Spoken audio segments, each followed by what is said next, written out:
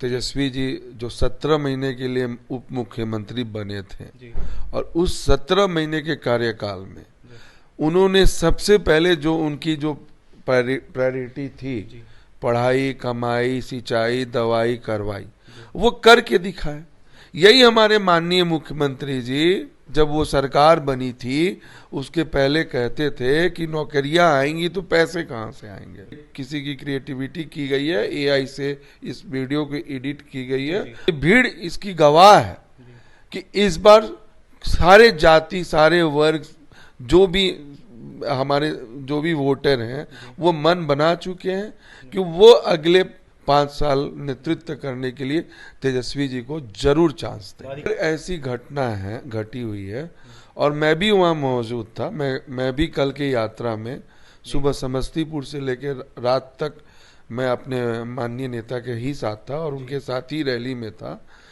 तो मैं उस जगह पे महुआ में जहाँ ये उनकी रैली का संबोधन चल रहा था माननीय नेता का, ऐसा कुछ भी किसी भी व्यक्ति के द्वारा नहीं बोला गया था। में 1,32,664 किसी भी एक विभाग में नियुक्तियां की गई थी। ये अपने आप का एक विश्व रिकॉर्ड बना था। तो वो जब पॉसिबल हो गया और उन्होंने 17 साल में डायरेक्ट और इनडायरेक्ट वे में जाके 5 लाख नौकरियां की नियुक्तियां की थी। तो आज देखिए, आज सरकार जितनी भी घोषणाएं तेजस्वी जी और राष्ट्रीय जनता दल की तरफ से की गई है, वो सारी घोषणाओं को एक अलग रूप प्रारूप देके अभी एनडीए की गवर्नमेंट बिहार में वो घोषणा ला रही है। एनडीए को लग चुका है कि भाई हमारी सरकार नहीं बन रही है। सबसे पहले इन्होंने प्रोपगंडा लाया वोट चोरी का। उस वोट चोरी को भी माननीय न्यायालय के द्वारा जब फैसला ले लिया गया और आधार कार्ड को मैंडेटरी कर दिया गया कि आधार कार्ड आप देख के अपना नाम जुड़वा सकते हैं, सुधार करवा सकते हैं, वो जब चोरी इनकी पकड़ी गई, आज जो बेतहाशा पैसा दिया जा रहा है हर वर्ग के लोग के, हर, चाहे वो बच्चे हों, मजदूर हों या बूढ़े हों, पेंशनधारी हों, विधवा हों, आखिर ये पैसा कहाँ से आ रहा है? यही चीज तो तेजस्वी जी कहते थे। अभी देखिए, पहले उनका प्रोपगंडा था वोट चोरी का, जब वो बंद हो गया तब ये पैसे के दम पे आज बिहार को चाह रहे हैं हम जीतेंगे। लेकिन अब जनता जागरूक हो चुकी है, ये पैसे लेने देने से कुछ नहीं होगा। हमारे माननीय प्रधानमंत्री जी आते हैं तो सरकारी तंत्र का उपयोग करके विद्यालय को बंद कर दी जाती है। जितने भी सरकारी तंत्र हैं उनका उपयोग करके भीड़ लाया जाता है। नेता प्रतिपक्ष तेजस्वी यादव की देखिए अधिकार यात्रा खत्म हो गई, लेकिन अब जाकर अधिकार यात्रा पर लगातार भारतीय जनता पार्टी के नेता सवाल उठा रहे हैं। और जिस तरीके से कल तेजस्वी यादव के मंच पर मौजूद रहने के बावजूद राजद के कार्यकर्ताओं के द्वारा पीएम मोदी की मां को गाली दी गई, इसको लेकर भी कई तरह के प्रश्न उठाए जा रहे हैं और निशाना साधा जा रहा है। इस वक्त हमारे साथ बात करने के लिए राष्ट्रीय जनता दल के एमएलसी इंजीनियर सौरभ कुमार हैं, जुड़ेंगे, बात करेंगे। सौरभ जी, सवाल उठ रहा है लगातार, आपके नेता तेजस्वी यादव अधिकार यात्रा पर थे, पूरे बिहार में भ्रमण कर रहे थे। लगातार जो है जिस तरीके से भ्रमण करते उसको देखते हुए एक वीडियो वायरल हो रहा है जहां यह देखा जा रहा है तेजस्वी यादव मंच पे मौजूद हैं और राजद के कुछ कार्यकर्ता जो है पीएम मोदी की मां को गाली दे रहे हैं। देखिए, सबसे पहले तो आप समझ लीजिए कि जो भी कहीं मंच लगती है तो जितने भी लोग वहाँ मौजूद रहते हैं, ये ज़रूरत नहीं है, ये ज़रूरी नहीं है कि उसी दल के वो कार्यकर्ता रहते हैं या संगठन से जुड़े रहते हैं। ये खुला मंच होता है, खुली फील्ड होती है और ऐसे भी तेजस्वी जी जहाँ जाते हैं वहाँ तो ऐसी भीड़ चल के आती है। तो एक तो ये चीज़ आप ये इस भ्रम को यहीं पे बंद कर दीजिए कि जो भी ऐसी घटना घटी है कि नहीं घटी है तो अभी अलग बात है, लेकिन अगर घटना घटी भी होगी तो वो राजद के ही कार्यकर्ता होंगे या राजद के ही संगठन से जुड़े लोग होंगे। ये पहली गलत बात है। और दूसरी बात ये रही कि अगर ऐसी घटना है, घटी हुई है और मैं भी वहाँ मौजूद था। मैं भी कल की यात्रा में सुबह समस्तीपुर से लेकर रात तक मैं अपने माननीय नेता के ही साथ था और उनके साथ ही रैली में था। तो मैं उस जगह पे महुआ में जहाँ ये उनकी रैली का संबोधन चल रहा था माननीय नेता का, ऐसा कुछ भी किसी भी व्यक्ति के द्वारा नहीं बोला गया था। और आपको आजकल मालूम है कि आज भी अखबार में लिखा हुआ है, एक हिंदी अखबार में, कि एआई जो अभी आया हुआ है AI टेक्नोलॉजी की वजह से बहुत ऐसी चीज भांतियां दिखाई जा रही है, तरह तरह की चीज जो पॉसिबल नहीं भी है, दिखाया जा रहा है कि कहाँ कभी हेलीकॉप्टर गिर जा रहा है, कभी पहाड़ गिर जा रहा है, तो कभी किसी का फेस लगा के कुछ लगा के। तो अगर ये हमारा तो यही अनुमान है कि ये किसी की क्रिएटिविटी की गई है, AI से इस वीडियो को एडिट की गई है और तब दिखाया जा रहा है। सौरभ जी, क्या लगता है जिस तरीके से तेजस्वी यादव के इस सभा में भीड़ उमड़ रहा है, इससे खलबली में है सत्ता पक्ष? जिस तरीके से आरोप लग रहे हैं, इसका मतलब यही माना जाए क्या? देखिए, आपको मालूम है जैसे इस बार तेजस्वी जी जो 17 महीने के लिए उप मुख्यमंत्री बने थे और उस 17 महीने के कार्यकाल में उन्होंने सबसे पहले जो उनकी जो प्रायोरिटी थी, पढ़ाई, कमाई, सिंचाई, दवाई, करवाई, वो करके दिखाए।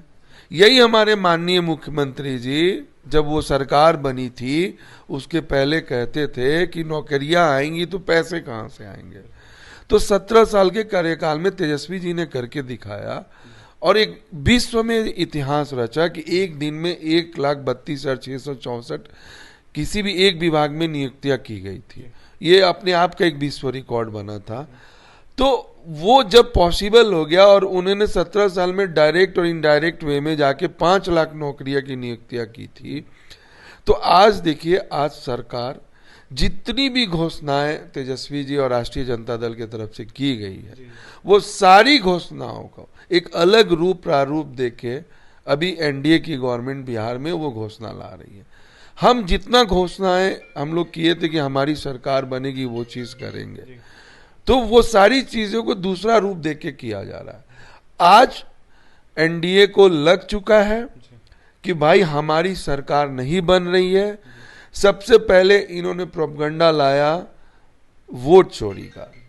उस वोट चोरी को भी माननीय न्यायालय के द्वारा जब फैसला ले लिया गया और आधार कार्ड को मैंडेटरी कर दिया गया कि आधार कार्ड आप देख के अपना नाम जुड़वा सकते हैं, सुधार करवा सकते हैं, वो जब चोरी इनकी पकड़ी गई, आज जो बेतहाशा पैसा दिया जा रहा है हर वर्ग के लोग के, हर चाहे वो बच्चे हों, मजदूर हों या बूढ़े हों, पेंशनधारी हों, विधवा हों, आखिर ये पैसा कहाँ से आ रहा है? यही चीज तो तेजस्वी जी कहते थे कि आओ हम ये करेंगे, तो अब कहाँ से पैसा आ रहा है? और वो भी आप जब अभी कोड ऑफ कंडक्ट लगने वाला है और उसके 10 दिन पहले पैसे दे रहे हैं, तो ये एक तरीके से क्या है? तो अभी देखिए, पहले उनका प्रोपगंडा था वोट चोरी का, जब वो बंद हो गया तो ये पैसे के दम पे आज बिहार को चाह रहे हैं हम जीतेंगे। लेकिन अब जनता जागरूक हो चुकी है, ये पैसे लेने देने से कुछ नहीं होगा। तेजस्वी यादव का कॉपी कर रहा है सत्ता पक्ष, सीधा आरोप है। बिल्कुल कॉपी कर रहा है। अब सबको एक नया नेतृत्व चाहिए और सारे किसी को भरोसा हो चुका है और ये भीड़ इसकी गवाह है कि इस बार सारे जाति, सारे वर्ग, जो भी हमारे जो भी वोटर हैं वो मन बना चुके हैं कि वो अगले 5 साल नेतृत्व करने के लिए तेजस्वी जी को जरूर चांस दें। अधिकार यात्रा सफल होगा। आप देखें यहाँ पे जब हमारे माननीय प्रधानमंत्री जी आते हैं तो सरकारी तंत्र का उपयोग करके विद्यालय को बंद कर दी जाती है। जितने भी सरकारी तंत्र हैं उनका उपयोग करके भीड़ लाया जाता है। स्कूल की छुट्टी कर दी जाती है, पूरी स्कूल की बस को लगा दी जाती है।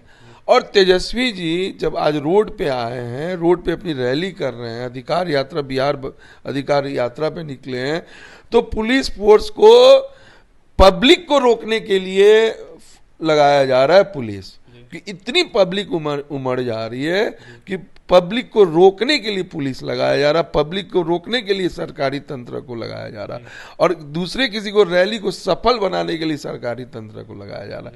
तो आप अंतर तो खुद देख सकते हैं। यही बिहार है और इस बार पूरी आवाम अपनी जो मन बना चुकी है और इस बार महागठबंधन की सरकार बनेगी।